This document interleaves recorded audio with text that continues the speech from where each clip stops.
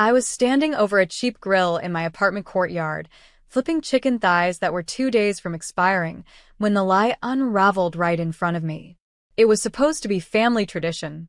Every year, like clockwork, we gathered for the 4th of July barbecue. It was never fancy, just ribs, fireworks, stories, and that specific brand of chaotic joy only big families can create. But this year? Too broke for prep and travel. My mom had texted. "We're just laying low this summer," my dad added. Even my sister, Serena, said, "Girl, nobody has the energy. Let's skip it this year." So, I did what I always do, adjusted, adapted, didn't make a fuss. I picked up a $6 tray of meat, threw some frozen corn on the side, and grilled by myself like a fool. I even played some old music to fake the vibe. I didn't blame them. Until my phone buzzed. It was a notification from Serena's Instagram. "Party Popper Barbecue Bash 2K24 Fire Family Only. A live stream." I tapped it, thinking maybe it was an old clip. It wasn't. The screen lit up with colored lights. A DJ booth in my parents' backyard. Long tables decorated with red and white checkered cloths.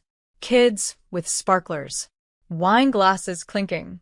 Laughter so loud I could feel it in my chest. Everyone was there. Cousins. Aunt Maya. Uncle Terrence, the same uncle I once cut ties with because he disrespected my family and I chose them over him. And there he was, getting a plate of ribs from my mother. But me? Nowhere. No invite. No call. Not even a pity text. I stood there frozen, spatula in hand. While the screen zoomed in on Serena doing a TikTok dance beside the grill, I helped my dad build with my tax refund 2 summers ago. My chest tightened, but I said nothing. Not when they set off the fireworks. Not when Serena panned to the camera and screamed, "Best night ever with my favorite people." Not even when someone in the comments asked, "Where's Danielle?" and she ignored it like the question never happened. I turned the grill off. Let the food get cold. I sat on the ground beside my tiny balcony and stared at that screen until the battery died. And for once, I didn't cry. Because this wasn't just a forgotten invite. This was a decision. They hadn't forgotten me. They had excluded me. My name is Danielle. And from wherever you're watching this, stay with me. Because if you've ever been the family's emotional ATM, the dependable daughter, the one who holds the rope while everyone climbs out, only to be left behind when the party starts, then you already know the burn I felt that night wasn't from the grill. It was betrayal. And it was about to light a fire in me they couldn't put out. They say family is forever. But in my case, it felt more like a subscription service, one that got canceled every time the perks ran out. I was the middle child, not the golden oldest, not the adorable baby, just Danielle. I wasn't the one my mom posted about on Facebook.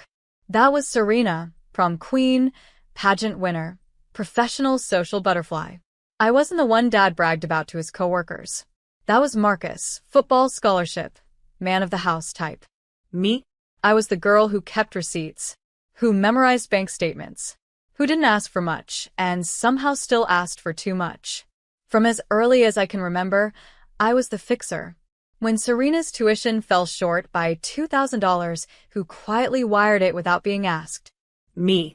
When Marcus crashed his car and needed a down payment on another one, I figured out a small loan plan that wouldn't break him. When Mom called crying about the lights being cut off midwinter, I left work and paid the bill before the end of the day. They never said thank you. They said things like, "We knew you'd come through. That's why we love you. You're so reliable. You're the strong one, Danny." But strong was just code for we'll dump everything on you because you don't complain loud enough to scare us. I remember one Christmas when Serena didn't show up with a gift for Mom, and they laughed it off. I gave Mom a hand-knit sweater I'd spent weeks making. She looked at it like it was a burden. "Oh, you made this yourself?" Not with joy. With discomfort. As if my love had weight, and she didn't want to carry it. Even when I bought the family new phones during a rough year, it became Serena's accomplishment. She picked the colors.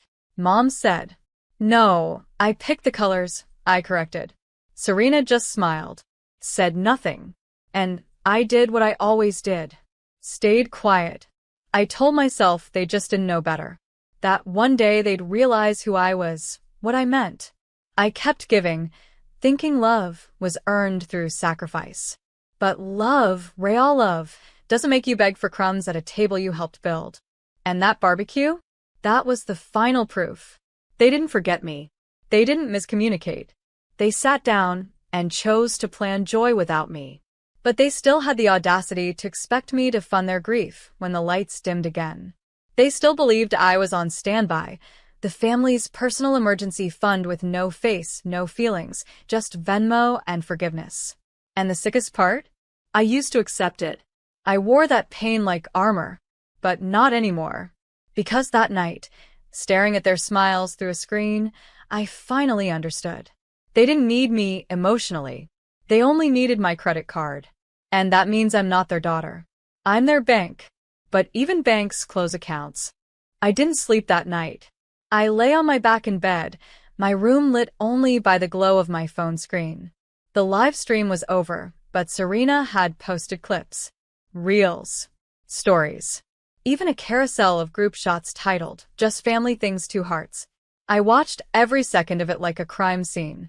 There was Mom, laughing with her favorite cousin while holding a glass of sangria, the one she told me she didn't have money to make this year. There was Dad on the grill, flipping steaks and dancing to old-school R&B, the same man who said, "It wouldn't be right to celebrate when we're behind on bills." There were even coordinated shirts. Cole Family Barbecue 2024. Custom. Printed. Planned. That takes time, effort, intent. You don't accidentally print shirts for a party you're too broke to throw. And that's what gutted me. It wasn't just the party. It was the lie beneath it. The coordination. The group texts I was never added to. The playlists I didn't help make. The recipes I wasn't asked to send, even though I was the one who always handled the damn potato salad. They moved without me. Not around me. Without me. I'd spent years telling myself I was just overlooked. Quiet. Forgettable. That it was my fault for not being more involved, more vocal. But this time, I had asked. I offered to help. I even volunteered to host it at my place to save them the trouble. They said no. And then they partied like I didn't exist. What hurt the most wasn't the stream itself. It was a message I got while doom scrolling through the comments. A DM from my cousin Lacey. "Didn't know you weren't coming. I asked Serena if you'd be late, and she just shrugged. Shrugged. As if I were a guest who canceled last minute. As if I hadn't been deliberately erased from the plan. I lied to Lacey and said I had work, but that lie sat in my throat like gravel. Because I was done covering for people who never once covered for me. I thought about every time I made excuses for them. They're just stressed. They didn't mean it like that. Maybe they forgot to add me to the invite, but forgetting is a mistake. This was a strategy. I sat there watching a video of Serena popping a champagne bottle while shouting, "To chosen family." And something in me snapped. It wasn't rage. It was clarity. They weren't going to change. They weren't suddenly going to wake up and value me. They liked it this way. Because valuing me would mean acknowledging what they took. And people like them? They don't like facing the people they drained. They just like texting them when the bills are due. I closed the app, turned off the lights, and stared into the dark. I wasn't just left out. I was finally done. The text came at 8:13 a.m. the next morning. I hadn't even made coffee yet. "Dad. Hey, sweetheart. Can you send over the $4,600 for the utility bills this month? We're really counting on you." No good morning. No apology. No explanation for the fireworks I watched explode over a house I used to call home. Just bold-faced entitlement, wrapped in sweetheart. I stared at it for a full 2 minutes, my thumb hovering over the screen, heat building in my chest. Not the kind that makes you scream. The kind that makes you decide. $4,600. Not $20 for gas. Not a one-time emergency. A full-on expectation. And that's when it hit me. They didn't feel guilty about the party. They didn't feel guilty about lying to me. Because in their minds, they didn't do anything wrong. They saw me as a resource. Not a daughter. Not a sister. Just a reliable little safety net who'd always say yes. I read the text again. Slower. We're really counting on you. They weren't just asking. They were betting on me. They assumed I'd still come through, just like I always had. After every exclusion, every slight, every forgotten birthday or canceled plan, because they thought love meant obligation. But I finally saw it for what it was, emotional manipulation disguised as family duty. My hand trembled as I typed, not from fear, but from finally saying the thing I'd swallowed 100 times. Me. Not anymore. No emoji. No explanation. Just those 2 words. I hit send, sat back, and exhaled so hard my ribs ached. It didn't take long. The next text came 2 minutes later. Dad. Excuse me? Another. Dad. What does that mean? Then the group chat blew up. Mom. Danielle, what's going on? Are you okay? Serena, can someone call her? She's being dramatic again. I ignored them. That afternoon, I did something I should have done years ago. I canceled every auto transfer for my account. The monthly help I sent to their household? Gone. The money I chipped in for birthdays, baby showers, emergency dental work? Closed for business. I opened a savings account and renamed it. For me. Every penny they expected from me, now, went there. That evening, Serena posted an Instagram story. Some people forget where they came from. With a vague image of someone tearing up a check. I laughed. Forget where I came from? No. I remembered too well. I just finally remembered who I was before they taught me I had to earn love with my wallet. Before I became their quiet sponsor. Before I learned that even your own family will build joy around you while pretending you're not standing in the cold outside. I was done begging for entry to a party I wasn't even invited to. Let them host barbecues. Let them send texts. Let them wonder why the ATM stopped spitting out affection. Because this time, I wasn't waiting for an apology. I was building a world where I didn't need one. It's funny how quickly people notice your absence when they can't benefit from your presence anymore. The first week after I sent not anymore, the group chat went quiet. I think they assumed I was just throwing a tantrum, that I'd cool off, cave in, and come crawling back like always. But I didn't. I didn't text back. I didn't answer calls. I didn't check Serena's stories. I let the silence grow. And like clockwork, the cracks started to show. On Thursday, my mom sent a voice note. Fake sweet, guilt-laced. Danielle, honey, we're worried. You're being distant. We didn't mean to hurt you. Didn't mean to hurt me? They meant to exclude me. That part wasn't accidental. Then Dad followed up with his signature passive-aggressive line. I just hope this new attitude of yours doesn't cost you the people who love you most. The people who love me? You mean the ones who threw a whole party and pretended I was dead? The ones who lied straight to my face and then expected $4,600 the next day? Right. So, I responded with the most brutal thing I've ever done. Nothing. No reply. No reaction. I changed the notification settings on my phone so texts from Mom, Dad, and Serena didn't even light up my screen. But I made time for one person, my little brother, Jesse. He's younger, quieter, and always stuck between being loyal and being afraid. He texted me, "Are you okay?" And for once, I told him the truth. Yeah, I'm actually more okay than I've ever been. Just finally drawing the line. He responded, "I get it." That's all he said. But it was enough. The rest of the family, though, they didn't get it. Because for the first time in their lives, the Danielle they knew, the helper, the giver, the fixer was gone. And suddenly, they were flailing. Aunt Maya messaged me about pitching in for Grandma's birthday gift. I didn't respond. Serena sent a screenshot of a GoFundMe she made for unexpected medical bills. I didn't click it. Mom called from a different number. I blocked it. And in the meantime, I booked myself a weekend getaway. Somewhere quiet. Somewhere warm.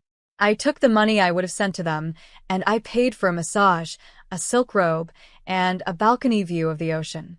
No one asked me if I was okay, so I stopped asking them if they were. I started journaling again.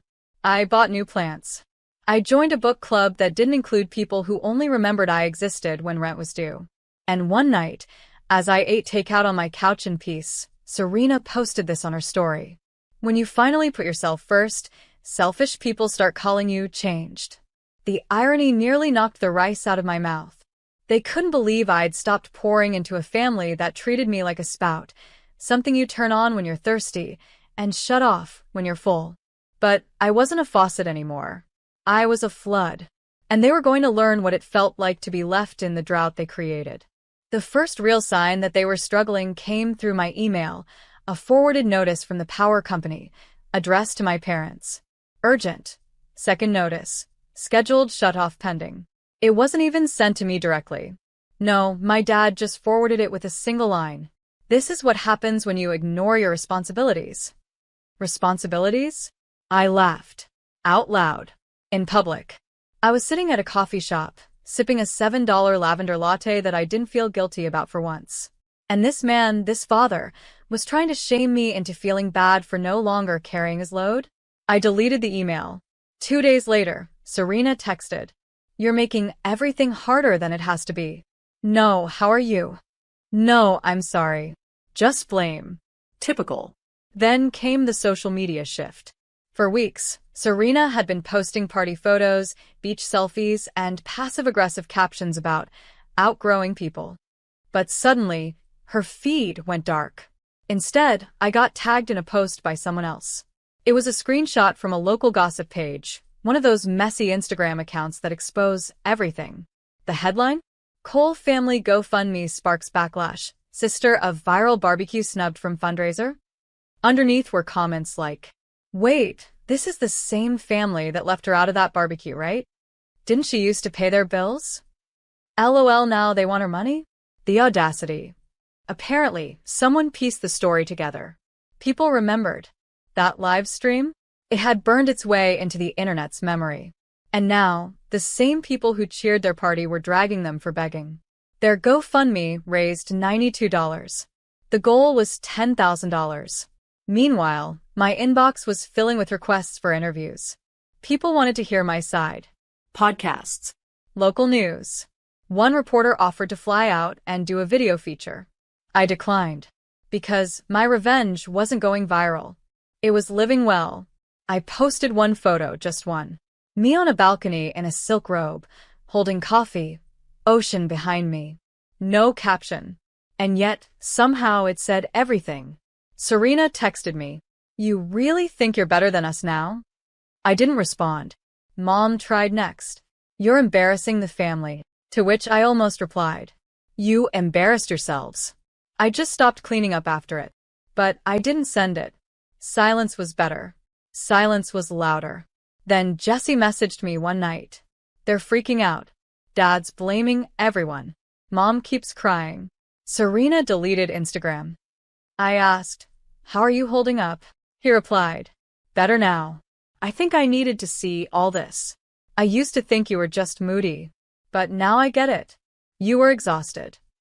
That was the moment I knew I'd made the right choice. I didn't want to destroy them. I just wanted to stop disappearing for them. Let them feel what it's like to live without me. Not because I want them to suffer, but because I want them to learn. Love isn't a transaction.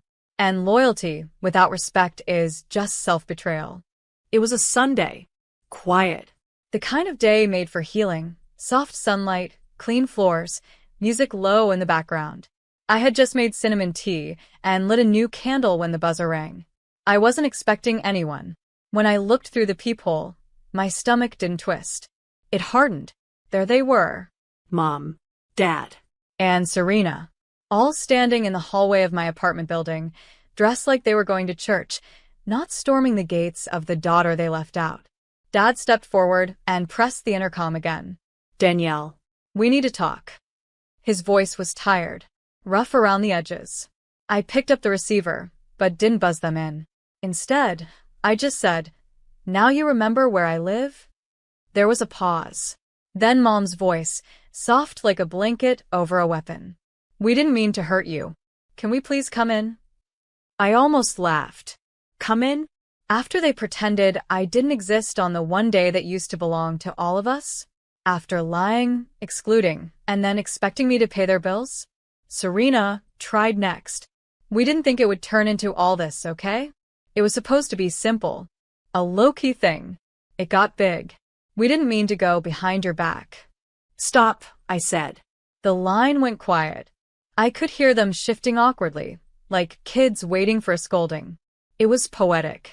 I took a deep breath and said what I had rehearsed in my mind for weeks. You needed me when you wanted food on the table. But I needed you on barbecue night. And you weren't there. Dad muttered something. I didn't care what. I kept going. You celebrated behind my back. You lied to my face. And then, like always, you only came looking when something broke. We're your family, Mom snapped.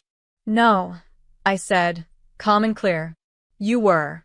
But family doesn't use silence as punishment and love as a transaction. Serena's voice trembled. You're being dramatic. I smiled. There it was. The old poison in a new bottle. No, Serena. This is called a boundary. You're just not used to seeing me with one. Dad knocked again. Danielle, come on. Let us in. And I said the most liberating words I've ever spoken. No. Just that. No screaming. No crying. No open arms. No more justifying my pain to people who refuse to feel it. I hung up the receiver and walked away. They stayed out there for another minute, maybe 5. But eventually, I heard their footsteps retreat. Slow. Heavy. I didn't look through the peephole again. I didn't need to. I already knew how they looked when they left. For the first time in my life, I wasn't standing at the door, hoping they'd return. I was standing behind the door, relieved that they were finally on the other side of it. And for the first time ever, that door was closed for me. It's strange how quiet life becomes when you stop bleeding for people who never brought you bandages. Weeks passed after they showed up at my door. No more calls. No more guilt texts. No more GoFundMe links. The silence didn't scare me anymore. It healed me. I filled that quiet with things that made me feel alive. I started taking yoga on Wednesdays. Started writing again. Not in a journal hidden from shame, but in a blog where strangers left kind comments. I laughed out loud at movies, not worried about someone needing a Cash App link mid-punchline. I bought art. Booked a solo trip to Lisbon. I spent the $4,600 they asked for on me, on things that made me feel. And for once, I didn't feel guilty about it. I didn't check their social media. I didn't block them out of spite. I just moved them to a part of my life that didn't get front row seats anymore. That's the thing they don't tell you about healing. Sometimes it's not about revenge. Sometimes it's just about finally spending your life on yourself. One Saturday, I volunteered at a local food drive in the neighborhood where I grew up.